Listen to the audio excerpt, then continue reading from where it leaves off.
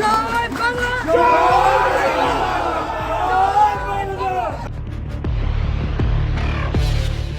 প্রথমে 5 মামলায় গ্রেফতার, সেগুলোতে জামিন পান। এরপর আরও 5 মামলায় গ্রেফতার দেখানো হয়। দ্বিতীয় দফায় 5 মামলায়ও জামিন দেন আদালত। তারপর আরও 2 মামলায় গ্রেফতার দেখানো হয়, সেই 2 মামলায়ও জামিন হয়েছে।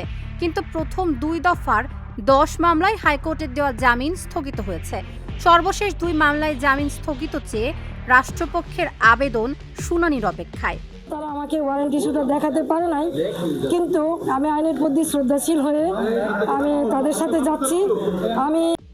এই হচ্ছে নারায়ণগঞ্জ সিটি কর্পোরেশনের সাবেক মেয়র সেলিনা হায়াৎ আইভীর জামিন ও গ্রেফতারের চালচিত্র।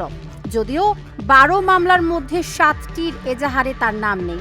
গত বছরের 9 মে ভোরে নারায়ণগঞ্জ শহরের নিজ বাসা থেকে তাকে গ্রেফতার করে পুলিশ। 1 বছর পার হলেও তার বিরুদ্ধে করা মামলাগুলোর তদন্ত এখনো শেষ হয়নি। জনগণের কাছে চাই, জনগণই দিবে ইনশাআল্লাহ। জয় বাংলা। আইভীর আইনজীবীরা বলছেন, একের পর এক মামলায় গ্রেফতার দেখানোর কারণে আইভীর মুক্তির প্রক্রিয়া বিলম্বিত হচ্ছে।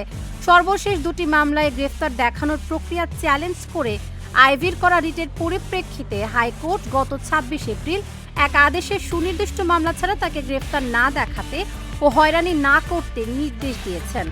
আমরা আইনানুগভাবে লড়াই করে যাব। আমরা সবাই এই ওয়াদাবদ্ধ।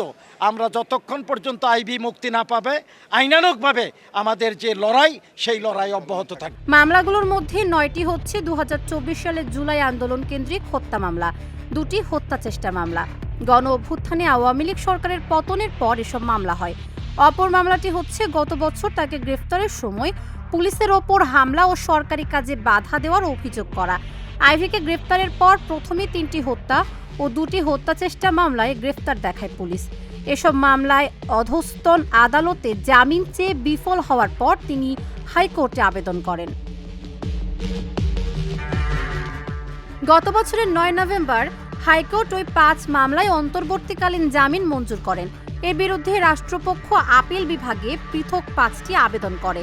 এরপর 12 নভেম্বর চেম্বার আদালত হাইকোর্টের দেওয়া জামিন স্থগিত করে রাষ্ট্রপক্ষের আবেদনগুলো আপিল বিভাগের নিয়মিত বেঞ্চে শুনানির জন্য পাঠান।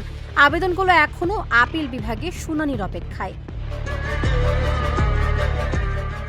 আইভীর আইনজীবীরা বলছেন, প্রথম 5 মামলায় যেদিন হাইকোর্ট আইভীর জামিন মঞ্জুর করেন, সেদিনও আরও 5 মামলায় তাকে গ্রেফতার দেখানোর আবেদন করে পুলিশ।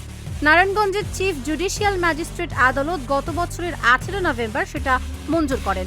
নতুন 5 মামলার মধ্যে 4টি ফতুল্লা থানায় হত্যা মামলা, অপরটি হামলা ও সরকারি কাজে বাধা দেওয়ার অভিযোগে নারায়ণগঞ্জ সদর থানায় করা মামলা।